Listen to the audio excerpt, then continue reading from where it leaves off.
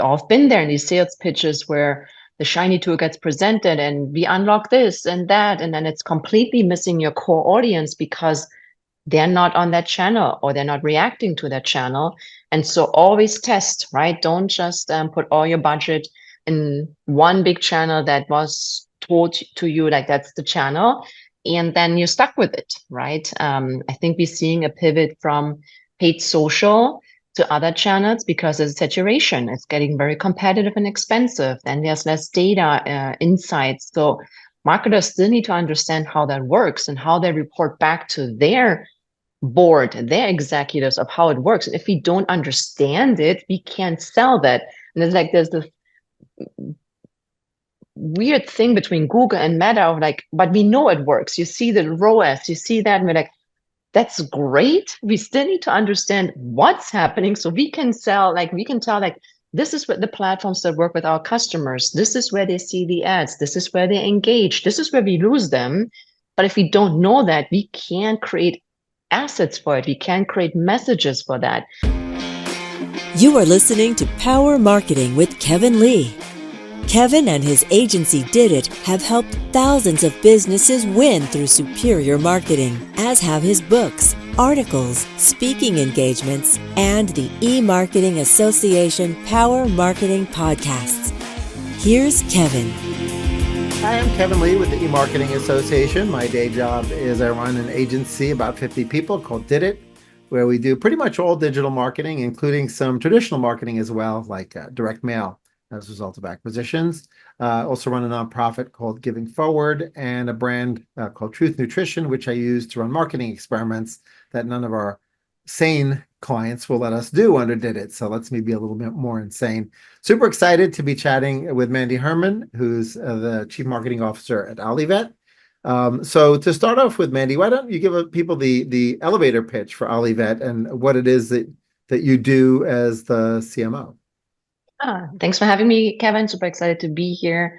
Have been with Direct Mail through most of my career, and I'm a very strong supporter of the channels. Would love to geek out a little bit about it and other growth channels that I used in the past. Currently, my role at Allivet is to grow the business. We are in one of the leading online pet pharmacy solutions for pet parents. We are helping getting pet parents the medication that they need for their pets delivered to the door and in a timely and efficient manner. And we are also working to really stand out in the subscription business to deliver an experience that really helps pet parents to get the medication on an ongoing basis at a price that is affordable to their needs and at a time schedule that helps them. And I think a lot of people are not aware of how many dogs and some cats have chronic diseases and need care. And so the pet parent who takes that on needs all the support they can get to get them through a chronically diseased pet that is part of their family, right? And it comes with a lot of challenges for them. So we are here for them with our staff, with our experts, and we help them through their journey with their pet. Great. Well, thanks for that background. Before we jump into Allivet and the channels that you feel are sort of crushing it for you guys, I'd love for you to also talk a little bit about your mentoring and the extent to which there's sort of a new generation of traditional and digital marketers coming up through the ranks, because in addition to the E-Marketing Association, we also have the E-Marketing Foundation, and we're starting to mentor folks as well and bring in volunteers to work on projects. So I'd love to have you share sort of how that's been rewarding to you and where you think mentorship fits into the overall ecosystem. Yeah, I have been fortunate to receive mentoring throughout my career from direct managers as well as cross-functional partners and outside partners. And what I learned through the experiences is how valuable it is to run your day-to-day through somebody else who is not as connected potentially and can help you through that and challenge you, find solutions, change the way you're thinking. A lot of times we create stories in our head and the story is not validated. And when you talk to somebody who has more experience, is more mature, has the skill set that you're still trying to establish as a young professional, that really helps you shift and change your mindset. when sometimes your direct manager is like very busy, right? You have run through the day to day. You have to understand strategic changes in the business, and that's really tough on top. Like, let's talk about how you show up. What's your executive presence? How do you manage yourself? How you manage the pressure? And I think that's like the last thing that comes usually through the agenda. And I think it's not the amount of time you need that a mentor that is more dedicated to that can give you. And I was fortunate to have a great mentor through a marketing foundation program that was setting me up with the CMO of Alberts. And she saw the growth from this brand in a tiny way up to like the exit, right? And I think her experience and her when she played things back to me was so valuable. I was like, oh, okay, I understand now how to show up in my meeting when I experienced that. And so I felt always it's good to give back. Paying it forward and paying it back is something that's really dear to me. And I just went through a program where I had a mentee that is graduating from college right now in the Bay Area where I'm located at. And right now it's a very tough market for marketers to get their first job, get the foot in the door. It's not an easy solution. Hey, try this, then you get the job. There's a lot of competition. There's a lot of turnover changes with AI. There's insecurity. There's angst. And so how do you help the next generation to find their place in this world, which marketing is still very exciting. There's a lot of opportunity for growth and acceleration. And at the same time, we have to adapt to the newness of it. And so that was really good program to help them through connections, through network, through playing some interviews, through help them experience that. And I think that's, for me, very valuable because I get a new perspective from the next generation. So I'm learning from them and I can help them hopefully with my experience. And maybe that will help them accelerate in the future. Great, great. Well, I'll certainly try to incorporate more of that into the eMarketing Foundation mentorship and training programs that we're just in the process of rolling out. I only formed the nonprofit arm of the eMarketing Association this year, so it'll be really fun to deploy that and learn as we go. Let's get back to sort of your day job, right? Running marketing for Allivet, and the subscription business elements of your business are really the make it and break it, right? So you don't want churn. You want more of the customers that stay long term, and not only have high AOV and high subscription value every month, but don't churn off into a competitor or don't change their buying process. So how do you think about customer acquisition as it relates to different levels of LTV? Because obviously not all customers are equal, both on their first order, but also from their stickiness and their continued participation in the platform. So have there been tools or business intelligence data sources that have been good at helping you sort of understand the difference between the average customer and the great customer? I think this topic is still very on top of mind. We read all through the articles of these so-called unicorns in the e-commerce industry, right? That we all watched and saw their hyper growth, and we're like, wow, how they're doing this, right? And when they opened the books, we saw that's an unprofitable customer. They haven't figured out the lifetime value piece. They haven't figured out a subscription model. And so when they opened the books, everybody in the industry was like, oh, okay. We didn't know that this was just money thrown at the problem, and then nothing was following up on that acquisition. And so what we all learned is like, it's not just acquire a customer and then we figure it out. It needs to be part of the consideration phase when you build your business model and figure out like, so what do you want to do with this customer? What opportunity do you have to keep the customer with you long term? What are the services you sell? What are the values you provide that they stay with you, not going to somebody else? And if this is not part of your thinking through, it's really tough to do as you go, because everybody knows once you go, there's a lot of things that happen. You have to pivot, you have to change, and then figuring out a thing like retention on the go is a very big problem. And so I come from an e-commerce background, first with home decor and then apparel, where categories are very important, right? They're like, what other categories do we launch into to keep the customer with us?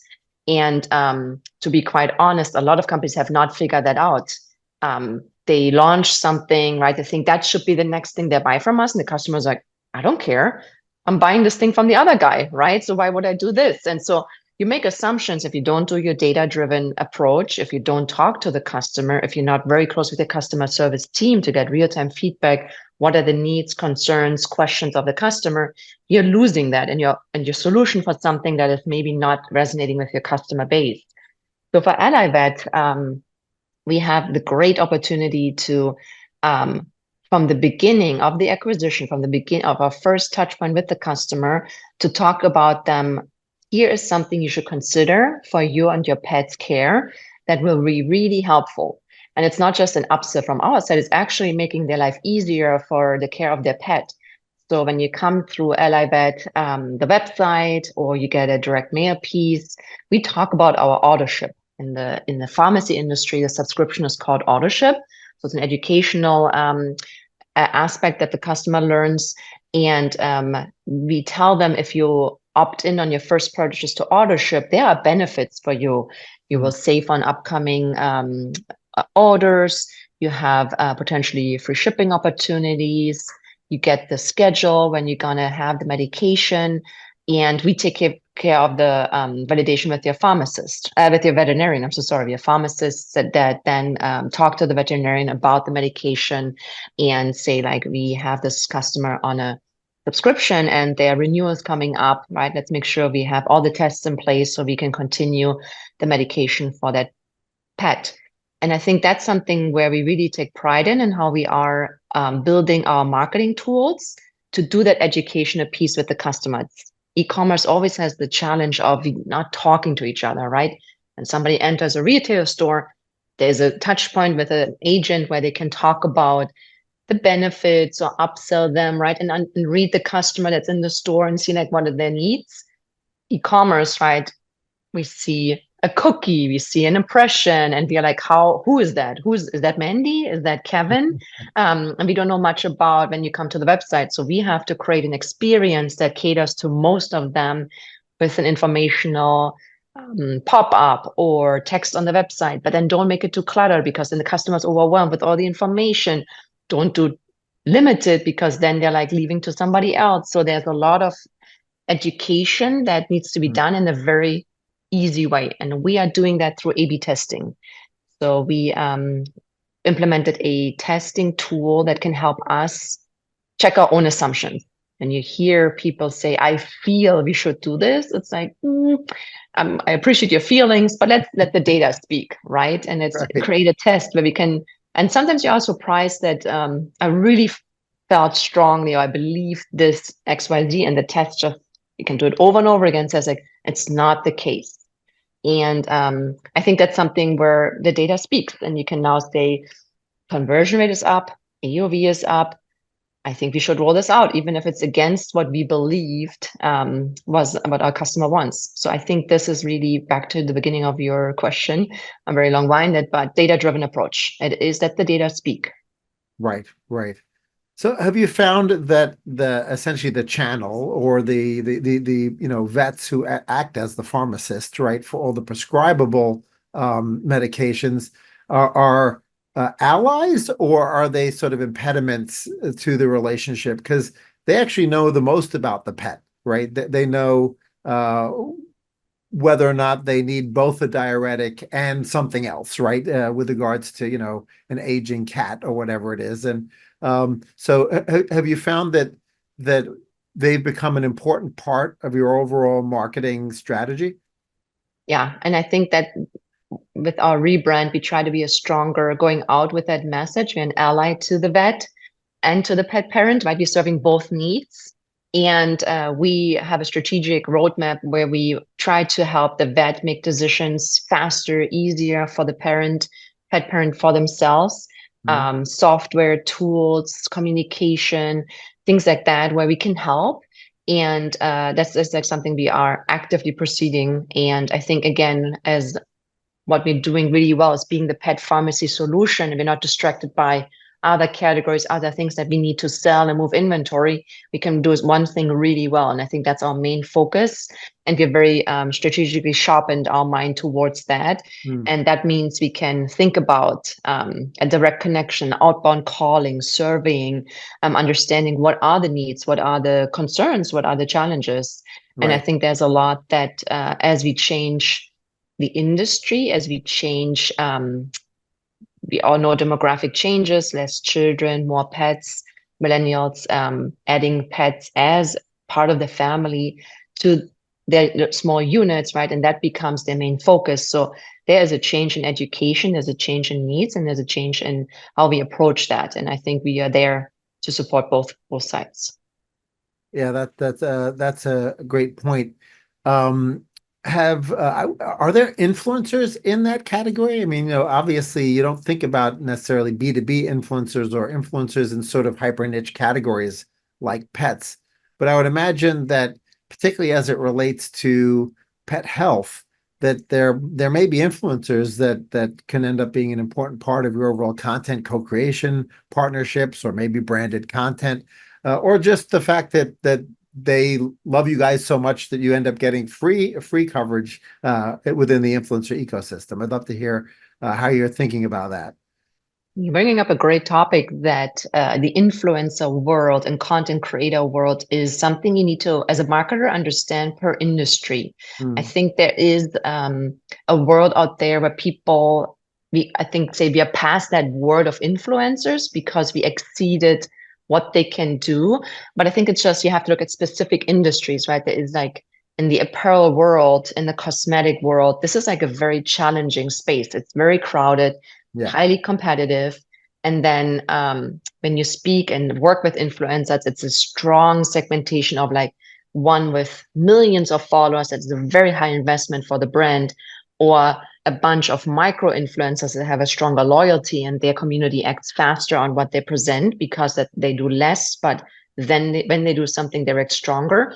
So Mhm. really value your strategies and what's the goal of it, and then understand the budgets behind it. And then there are authorities, right? As you mentioned it, when they speak to a brand or about a brand, the community listens, right? It doesn't mean it leads to a purchase, but it is like a support of reputation for the brand. And for us, I think we're going down that path stronger, where we need to talk with veterinarians or pharmacists or people who have that knowledge and have the trust from the pet parent that this is something you should evaluate for yourself and for the needs of your pet, versus like somebody with a lot of followers and we put our brand somewhere on their feed. That's not going to get us the goal of our brand. And I think that's something we need to evaluate. You have the attention span of a scroll, right? And that's very fast in the world of TikTok, Instagram, Facebook still, where how much they have like a second to get the attention, then it's gone. And then especially working with these high influencers, it's a big cost. Sure. And then you can get the scroll and then it's like it's gone, right? So it's really tough to get that stickiness unless you do an ongoing campaign. And then it's like a big investment from a brand perspective that you then need to understand and really put thought behind it. How many impressions, what this could look in sessions. Eventually you have to put in a direct response, like how much conversions do we expect from it? It cannot just be we got 5 million impressions, but then they're like poof, right? So in the end, we are a business and we all need to understand like that needs to lead to conversions and sales eventually. Right. And for us, I think we really want to work as a content authority in that space. There's a lot of questions from the pet parent now, similar to other industries where now the consumer does a lot of research themselves, right? I don't know how many Googles, I think, let's be honest, everybody has Googled their symptoms on Google. And every doctor says you should not do this, and we all do it, right? Scratchy throat, what is it, Yeah. And I think the same happens when you're a pet parent. You start researching, you start educating yourself because you want to help and you want to be knowledgeable when you get to the vet and they want to discuss the challenges. There's one thing that you may know, some pets don't like to take the pill, right? So there are some solutions around it, that you stick it in peanut butter, all these things that pet parents do, and actually humans do too, to get their children to take medication. And manufacturers are working on solutions, something maybe that's a chewable opportunity to get around the pill, but then these things may not be on the awareness of the pet parent, right? So, and the veterinarian maybe not even address it because they're moving forward like allergies, check, this is the solution. And so if they start the search, we want to be a content authority. So we need to create content that is unique and that Google likes and our pet parent like, with those authorities. I think it's tough on us to write it. We would love to bring in the experts. Yeah, you make a few really valid points. I think one of them is around this continuum from demand harvesting, which is where people are using keywords in Google or Bing that are pretty far down the funnel. They know exactly what they want to buy. They're close to making the purchase decision, and it's up to the marketer to just be there at that instant in time, and grab the order from that demand. And then as you start to move to mid-funnel, maybe they already know a little bit about the symptoms or they know a little bit about the problem. Maybe they're not quite ready to buy, or of course they don't have a prescription yet, right? So, but you still want to perhaps establish a relationship with them, even if they haven't yet visited their vet, because they're learning. And so I'd love for you to share how you're thinking through that strategically from an investment perspective, because obviously the CFO comes to you and says, here's your marketing budget, right? And you need to think about demand harvesting, demand creation, which is even higher funnel. And then you've got that educational mid funnel where you have a pretty good idea that they're going to need what you have, right? But they're not quite there yet. Yeah. First of all, if you're my CFO, I need more money. And then they say no every single time. I don't understand. But in all seriousness, that's exactly that. And I know we have many, many decades of marketing under our belts where we say like, it's moving, it's changing, but the foundation is still the same. As you mentioned, there's an awareness funnel, and then there's a consideration, and then there's the purchase, right? If you break it down to the core, and the channels just changed over the years. When radio and TV was the awareness channel, we have now social media, Google, we have other opportunities to create that, but the other channels haven't vanished. So it just came on top of the auditioner, which is like the Marshall McLuhan, like the radio, the TV didn't replace the radio, it just added to the landscape. And so did internet and all the channels that came with it. So it's not that one channel is gone and now you have like two left, right? Now you have a variety of channels that you need to manage as a marketer and understand, where do you want to make the investment? What works with my audience and what doesn't work with my audience? You can make, and we all have been there in these sales pitches where the shiny tool gets presented and we unlock this and that, and then it's completely missing your core audience because they're not on that channel or they're not reacting to that channel.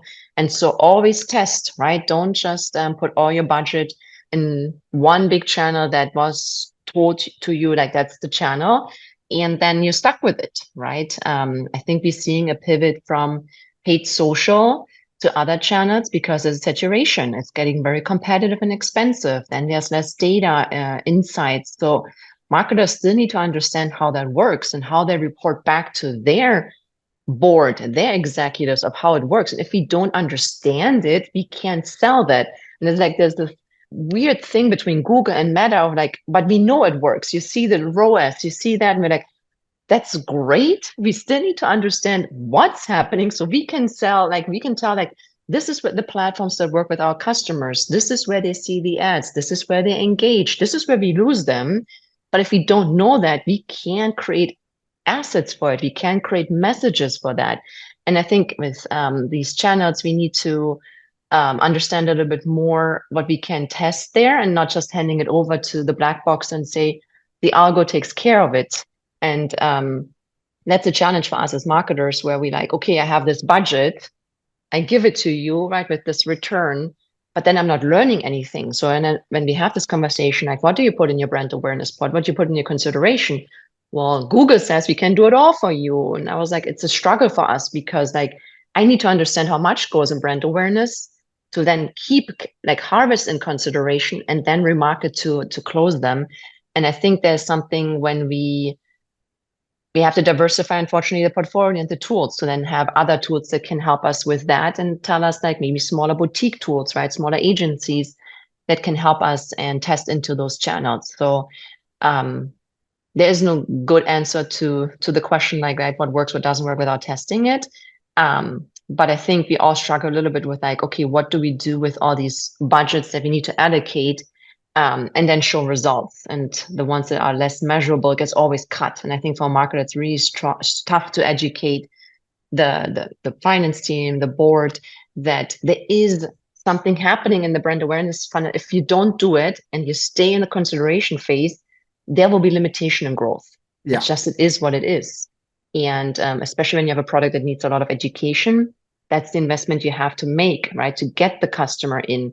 They don't know in the first place they should query this, right? So that's a discussion we always have in the conflict as marketers. Yeah, those are great points. You know, and you mentioned the black boxes, because you know all the walled gardens are basically saying, you know, we'll make all the right decisions for you, just trust us. And you know, we manage millions in paid search in Google, and used to have our own platform back in the day, which was sort of similar to Marin Software. They were our biggest competitor at the time. Unfortunately, they've never had a profitable quarter, to my understanding, which is why we decided to exit that business. But you know, the targeting levers that Google is trying to remove, like we always run, or nearly always run, PMAX next to a manual campaign, right? So that we can simultaneously not only do the testing for the purposes of learning, but to double down on certain variables which are highly indicative of super valuable customers. So geography, for example, correlates really highly with wealth and income, right? And so I don't want to just rely on Google's black box to decide that zip codes with a particular wealth index should be bid boosted. We want our teams to be doing that. And similarly, day parting may have implications on lifetime customer value that can only be discovered by tagging things properly in business intelligence and then reflecting that positively into the campaign. So I know Google would love to, and Meta similarly would just love to sort of say, trust us and write us the check or the blank check in some cases. But I agree with you that you need to have a system to learn for what's working in your campaign and not just sort of hand the keys to the engines. Because even creative testing, right? You need to know what's working from a messaging perspective and how that intersects with the audiences in particular geographies, et cetera. So great point there. I wanted to, for the next question, talk a little bit about a concept that exists in retail and also exists somewhat in DTC retail, which is this concept of the loss leader, right? Which is sometimes I'm willing to break even or even lose money on a particular product because I know that my cross-sell off of that product is very high, right? So it may be a high volume item, high demand, like in very heavy demand. And, it allows you to sort of use it as a customer acquisition vehicle with the idea of cross-selling. So in supermarkets, for example, their FSAs, to the extent they still do FSAs, they're coupons that show up on your doorstep, right? They'll often use loss leaders like, lobster, $7 a pound. Okay, well, you have to cross the entire store to get to the seafood aisle. You're not going to just leave with the lobster. They may break even on the lobster, but they know that the average shopping cart size is going to be much higher. So are you a fan of that methodology online, or do you feel like it's only limited situations where sort of the loss leader customer acquisition method makes sense? Lots of thoughts. I think, again, industry specific and dependent on what you want to run there.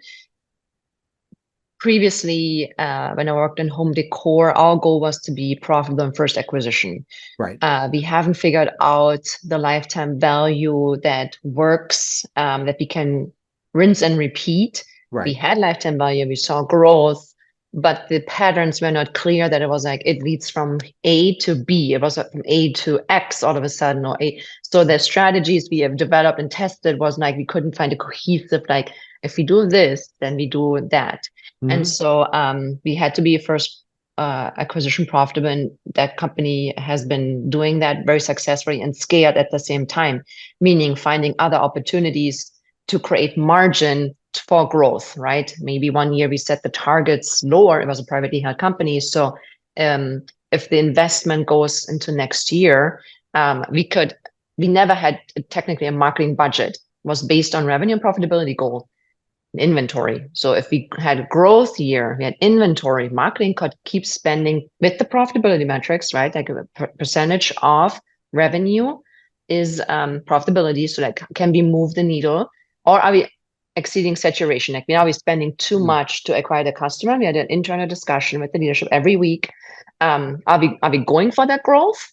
Or are we saying like we keep that because it's too expensive to acquire this customer this year? Yeah. And that was a really good conversation to have because it made our life exciting of like, it's the growth year, we have the opportunity, CAC is low, let's go, versus like it's the struggling year. You cannot predict every year. There's whatever there is happening that year and it's not clicking. You have to have an internal conversation. Do we turn off that channel? Do we pull back here and go into consideration? Like, do we buy out a funnel we built over 1 or 2 years this year and then reset next year? Those conversations you have to have. It cannot be just, I have a budget, I need to spend it. And that makes you so inflexible. And especially in growth companies, that's a challenge where I need more money. And then we see firms like, sure, show me growth. And it's not answering the question underneath. Exactly to your point. What's the CAC? What are we seeing moving forward? For Allivet, it's very interesting and exciting times for us because we have a strong analytics team and we do exactly what you said. We look at the retention waterfall and we slice and dice that data by anything we can think of. A customer acquired on a coupon, what's their lifetime value? Customer acquired that has a pet that has maintenance needs versus a customer with a pet that has chronic needs. What does the lifetime value look like that? When do we lose them? How long do they stay with us? And as you start those clusters and segmentation, you start seeing profiles, right? This is working really well for us.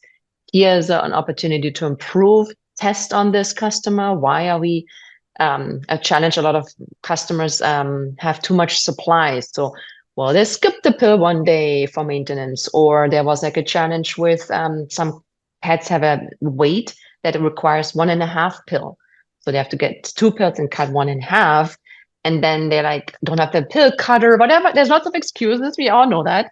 And then we have too much supply. So now they're like, I need to stop my prescription, pause my subscription, right? So things that we need to understand, like, oh, we need to educate them how to get the medication to their pet every day at the right time.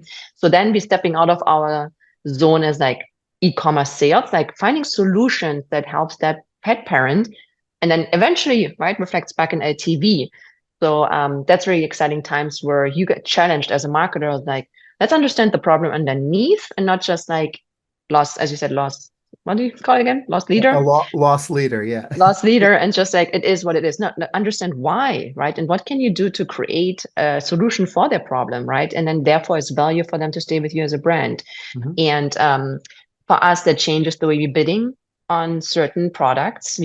We separate them out, we can break them out and say, this has a higher LTV and we know the loyalty of the customer is with us. So we're not making assumptions, right? Like 3 years from now, they break even. No, we have clear data that they stay with us for the length of this time. They break even here. So now what is our CAC, right? It's a very dynamic process. And if we accelerate, right, if our AOV goes up, we can revisit that because now they break even earlier. Now we make a decision. Do we take that profit? Do we reinvest that into another category to learn more about that? So I think that gives us a lot of insights on how to change our marketing, right? It's not a one fits all. And I'm really excited when we do these retention waterfalls, when we look at the data and learn about what works and what doesn't.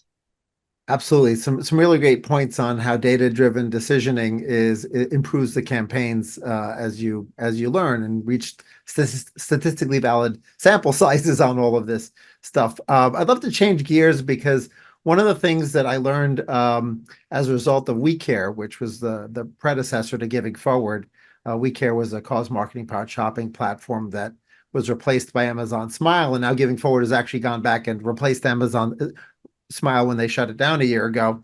But when we were doing the early launch of We Care, we decided on animals as our primary nonprofit category because we found several pieces of research that showed the emotional connection to animals for humans is actually in excess of the emotional connection to humans, which was really crazy to learn. And I have a friend who runs marketing at Save the Children, and when I showed him the data, I said, "Is it true that people are actually caring more about animals than babies?" He said, "Yeah, that's it's crazy, but it's true." But so in any case, I learned a lot about that sort of emotional connection that folks had to animals because the ASPCA was our biggest. We raised over 4 million for them under We Care, and they continue to be sort of the target nonprofits for giving forward. A lot of them are animal focused because of that high emotional index.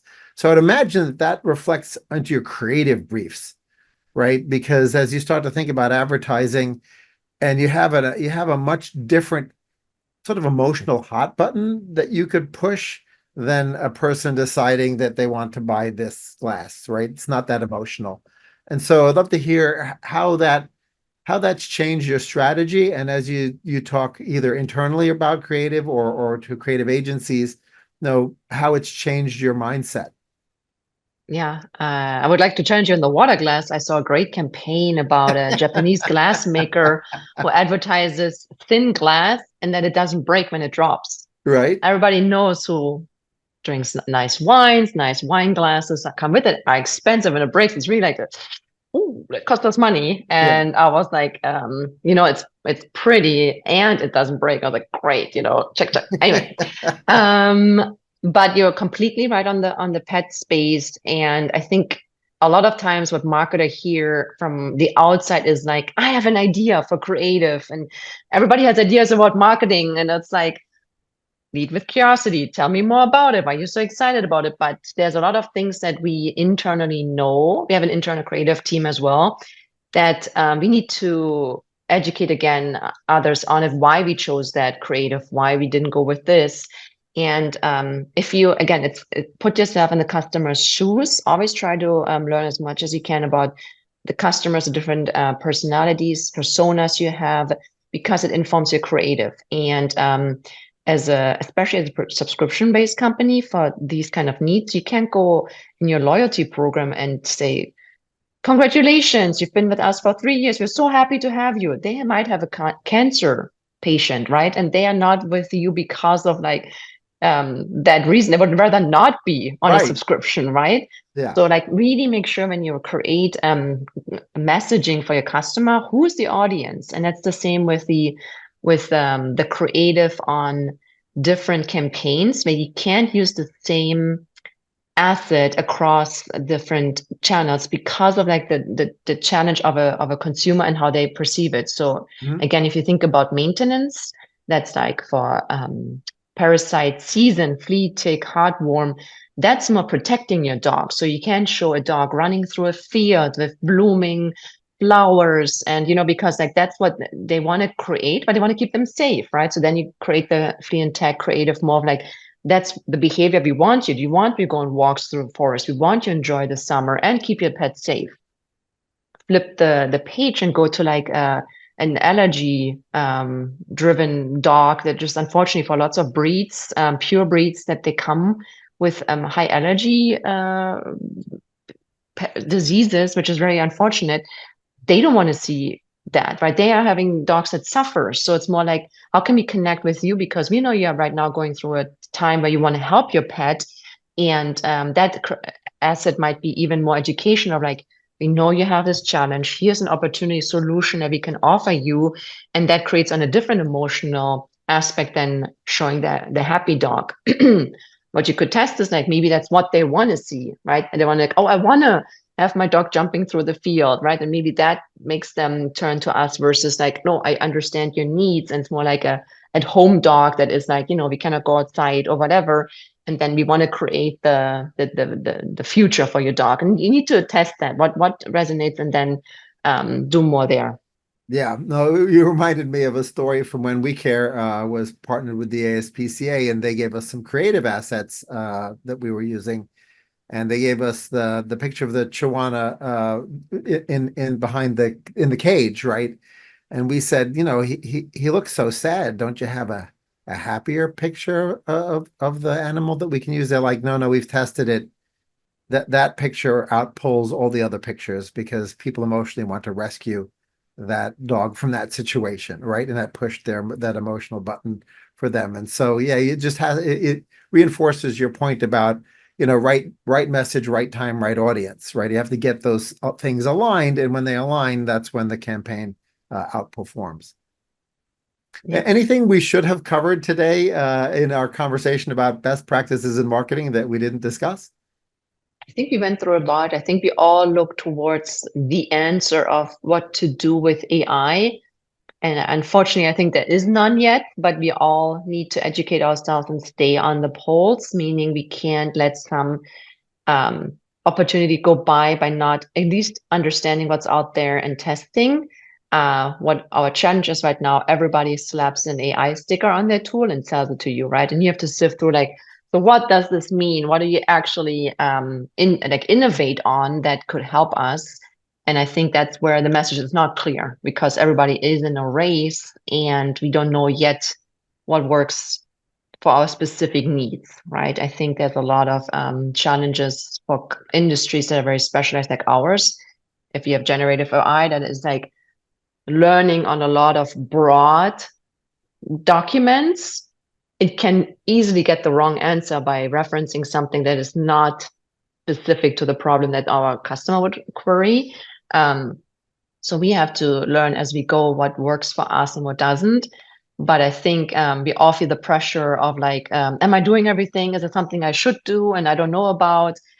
So I think it's really important for us to keep connected, to listen to podcasts, to read our newsletters, connecting through networking events to learn from each other and help each other, right? Share if you found something that works, also share if it doesn't work. So we not repeating that, right? So I think that's something we need to be in closer communication the more we move away from communicating to each other. So Right. No, that's a great point. And the hottest area in my SEO practice with my team is actually LLMO, right? Large language model optimization, because for a lot of queries, not to the point where it's killing the search engine results page, but people are starting to ask the chatbots for an answer, and they're just getting that one answer, that not necessarily a search engine results page. And there's a completely different set of algorithms governing that. So the marketers who are not planning in advance and understanding how to be there when you ask Claude or ChatGPT or Gemini a question, you have to start investing in that now,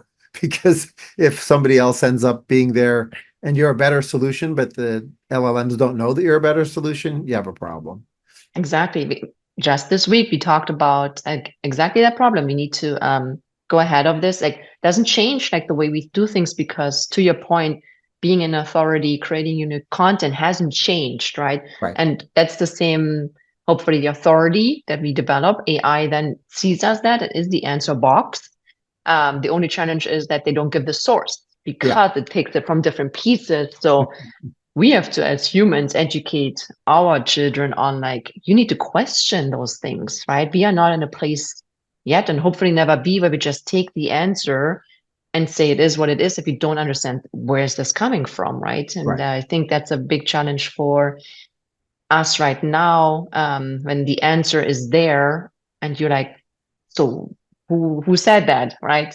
If it's a scientific paper, I might be more prone to understand it than a Quora article that user X wrote, right? But it's the same base for the model right now to learn from, right? And it doesn't rank it yet. Maybe it ranks it. I don't know. Yeah, it's still the Wild West when it comes to LLM optimization, for sure. Thanks so much for joining me, Mandy. A lot of great topics that we covered, and best practices that people should keep in mind. It was my pleasure, Kevin, and I'm great you offering this forum to people like us who want to learn and learn from others. Kevin Lee's Power Marketing is available on all your favorite podcast networks. Kevin loves helping businesses excel at marketing. Having marketing challenges? just like Santa in The Miracle on 34th Street. If Kevin can't help you, he'll know someone who can. Find him on LinkedIn, subscribe, or follow.